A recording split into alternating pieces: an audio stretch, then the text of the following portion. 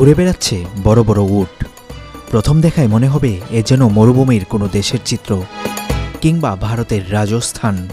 তবে ভুল ভাঙবে পরক্ষণেই, খোদ ঢাকাতেই লালন পালন হচ্ছে মরুর জাহাজ। রাজধানীর কমলাপুরে বাংলাদেশ ব্যাংকের পেছনে দেওয়ানবাগ শরীফে গড়ে উঠেছে উটের এই খামারটি। প্রতিদিন সকাল থেকে বিকেল পর্যন্ত কোনো ফি ছাড়াই দর্শনার্থীরা দেখতে পারেন এই উটের খামার। শুরুতে অনেক প্রশ্ন ছিল মরুর উট বাংলাদেশের মাটিতে লালন পালন করা নিয়ে, তবে বর্তমানে বাংলাদেশের আবহাওয়ার সাথে মানিয়ে নিয়েছে এই খামারের উটগুলো। এখানকার ম্যানেজার জানান, খামারে থাকা সব উটই বাংলাদেশে জন্ম নিয়েছে। এবং যা দেখতেছেন এগুলো সব বাইরের উট না, এগুলো সবগুলো বাংলাদেশি উট। আমাদের এই আবহাওয়ার সাথে মোটামুটি তারা খাপ খাওয়ানো আছে। তারপরও একটু তদারকিটা বা কেয়ারফুল থাকতে হয়, তাদের সমস্যাগুলোর প্রতি নজর রাখতে হয়। এই হিসাবে আমাদের এখানে মোটামুটি আছে প্রায় আজকে তো 4 সাল থেকে আজকে 25 সাল ভালো আছে। এবং সমস্ত যা দেখতেছেন ইনশাআল্লাহ স্বাস্থ্যের তো ভালোই দেখতেছেন।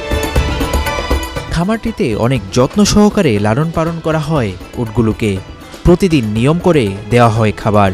বিশেষভাবে খাবার প্রস্তুতির জন্য নিযুক্ত আছে লোকবল।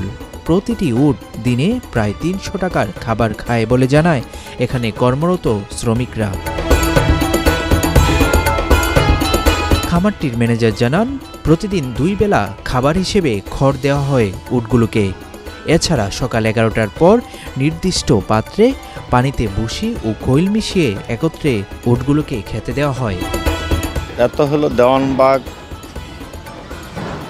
দরবার শরীফের একটা প্রতিষ্ঠান, বাংলাদেশ ব্যাংকের পিছনে, দক্ষিণ কমলাপুর, বাবে মদিনা, দেওয়ানবাগ কেন্দ্রীয় দরবার শরীফ। এটার প্রতিষ্ঠাতা হযরত সুফি সম্রাট শাহ দেওয়ানবাগী রহমতুল্লাহ আলাইহি, উনি 2004 সালে এই খামার প্রতিষ্ঠিত করেন।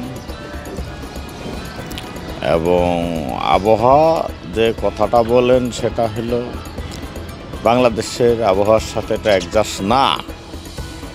তারপরও ওলি আল্লাহরা, মহামানবেরা, ওনারা ইচ্ছা করলে এটাকে অ্যাডজাস্ট করে নিতে পারেন।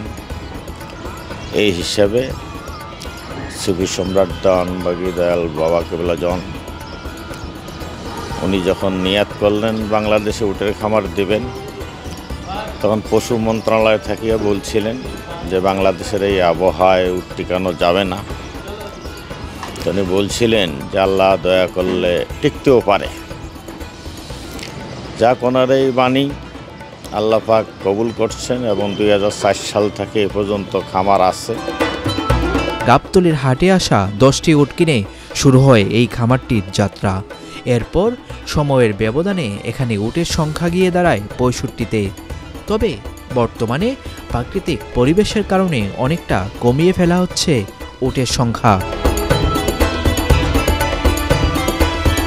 অপরিচিত কাউকে দেখলে কিছুটা তেড়ে আসে মরুভূমির এই প্রাণীগুলো।